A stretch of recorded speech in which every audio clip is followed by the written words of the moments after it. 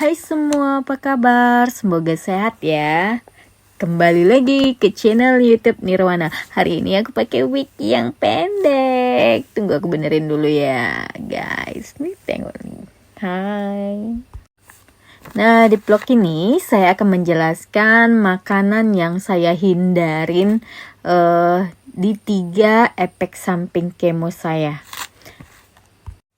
Nah, saya akan menjelaskan tentang kemarin banyak informasi ke saya itu sebelum waktu saya kemo dan setelah saya kemo ya. Dan saya bertanya kepada dokter saya. Waktu saya sebelum kemo, itu banyak informasi waktu saya masih ada di Indonesia juga. Waktu saya pun masih pakai obat macam-macam lah gitu kan. Banyak informasi ke saya, jangan banyak nggak boleh makan daging ya, nggak boleh makan ini ya, nggak boleh makan kacang-kacangan, nggak boleh makan tempe, dan nggak boleh makan ikan laut, dan nggak boleh makan telur, nggak boleh minum susu, minum yogurt, minum Yakult, macam-macam yang berhubungan dengan fermentasi, nggak boleh makan roti. Dan segalanya, banyak sekali informasi yang saya dengar. Saya dilarang untuk makan makanan itu. Dan kemarin waktu saya di rumah sakit, di waktu terapi, mulai terapi dan sebelum terapi juga di rumah sakit di Jepang, saya tanya ke dokter, dok, ada nggak makanan yang dilarang atau tidak boleh atau dipantangin waktu saya melakukan sekarang ini, seperti itu kan? Tidak ada. Dokter informasi tidak ada. Dan saya searching di internet, di Google juga makanan yang ini ya di Jepang ya, itu di khusus untuk webnya di Jepang itu makanan nggak ada yang dilarang. Tapi kita sekarang ini saya akan menjelaskan yang 3 efek samping tersebut ya. Mulai pertama itu efek kemo, efek samping kemo saya itu mual. Makanan apa yang saya hindarin waktu kemo, yaitu makanan berbau yang sangat menyengat gitu kan, seperti natto, bawang putih, atau waktu masak, atau yang membuat kita itu nggak nyaman dengan baunya. Itu aja sih yang kita hindarin. Kalau emang makanan yang ini nggak ada, yang dipantangin itu nggak ada. Yang dihindarin yang berbau, yang membuat kita nggak nyaman dengan baunya aja, itu kita hindarin segera supaya kita ya tidak mual gitu kan. Jadi kalau emang kita tidak mual, kita pasti makannya nyaman, karena perut juga nyaman gitu kan, karena kan tubuh kita itu butuh nutrisi banyak, kalori yang banyak. Nanti kalau emang kalian lagi atau yang melihat video ini yang sedang kemo, bisa konsultasi dengan dokter giginya, karena kalori yang kita butuhkan itu sangat banyak sekali waktu kita kemo, karena imun kita juga drop gitu kan. Jadi nggak ada yang dipantangin, tapi yang kalau emang bisa dihindarin yang berbau waktu kita masak, waktu kita melakukan sedang makan, ada makanan yang membuat kita nggak nyaman gitu kan, hindarin aja, itu aja. Yang kedua yaitu waktu kita diare gitu kan. Waktu saya kemarin ada beberapa hari setelah kemo pertama, kemo kedua, itu hampir 2 minggu itu pup air terus gitu kan. Itu yang saya hindarin. Tapi memang ada efek kemo mual, dan saya masih kepingin, gak nafsu makan, tapi saya mau makanan pedas. Tapi setelah makanan pedas itu yang membuat saya bisa makan, tapi perut saya tidak nyaman karena membuat pup air dan ada gas di dalamnya. Jadi ada 2 yang bertentangan, dimana saya tidak merasakan nafsu makan, dan saya untuk membuat nafsunya itu adalah makanan sedikit pedas. Tapi dengan adanya pedas itu, perut saya malah ada pup air gitu. Jadi di sana berkecambuk ya rasanya gitu kan, efek samping yang kedua itu gitu kan. Tapi nggak ada masalah gitu kan. Tapi hanya porsi yang sedikit. Porsi untuk pedasnya itu tidak terlalu pedas dan hindari dengan lemak yang tinggi, makan daging sehingga ya kan nggak berketumpuk di perut.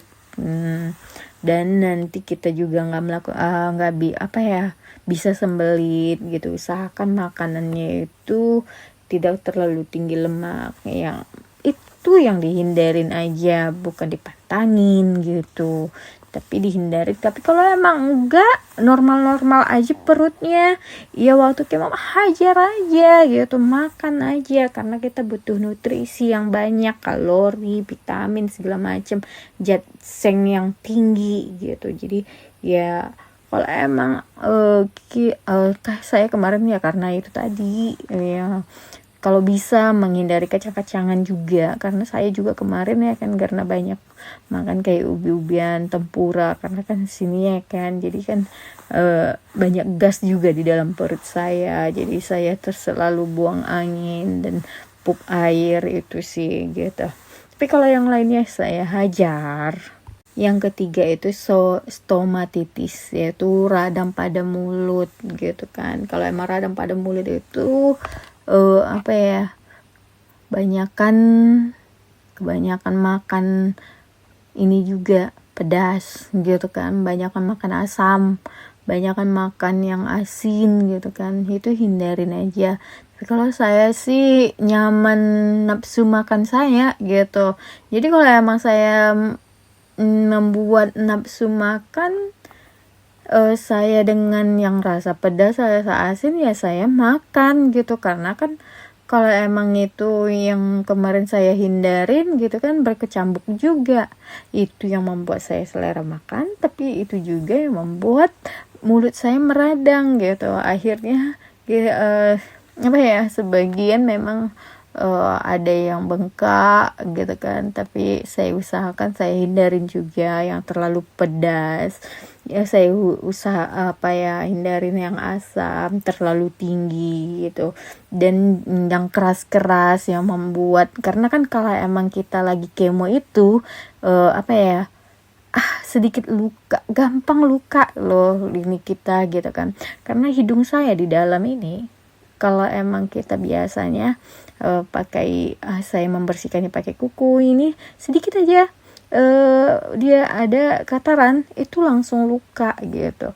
Jadi bener-bener tubuh kita itu waktu kemo itu semuanya sensitif gitu, kulit kita mau di dalam mau di luar, kita garuk-garuk sedikit itu langsung berdarah gitu. Jadi hal-hal yang keras, hal yang membuat yang kita gampang luka, gampang buat dalam mulut kita itu sikat gigi jangan terlalu keras juga, karena ini sedikit aja kena keras dia langsung berdarah, apalagi makanan yang keras. Jadi kita harus hindarin seperti itu aja sih. Jadi makanya kesimpulan dari kesemuanya, menurut saya informasi yang di pantangan itu tidak benar gitu. Yang ada kita hindarin ketika kita mengalami efek kemo samping seperti mual, diare atau sembelit atau stomatitis meradang mulut. Hindari yang keras, hindari yang asam yang membuat ada yang efeknya itu menambah gitu. Nyaman, buatlah makanan kita senyaman-nyamannya untuk di perut dan di mulut gitu, membuat kita itu lebih banyak makan gitu. Karena kalau dihindarin itu berarti kan kita lebih nyaman makan makanan yang kalau emang makanannya lebih lembut gitu kan, artinya kita nyaman makannya. Kalau emang asamnya terlalu tinggi, artinya kita nggak nyaman gitu. Jadi kita jadi muntah, mengeluarkan lagi makanan, artinya badan kita kurang vitamin, kurang nutrisi, kalori segala macam. Akhirnya kita drop lagi karena efek kurang makan, bukan karena kurang karena bukan karena kemonya gitu, tapi karena kurang makannya kita. Jadi itulah, nggak ada yang harus dipantangin, tapi hindarin sewaktu kita mengalami efek samping gitu. Nah, saya untuk teman-teman yang suka dengan video saya, dukung saya, kasih like, share, komen, dan subscribe-nya. Saya Nirwana, saya ucapkan terima kasih.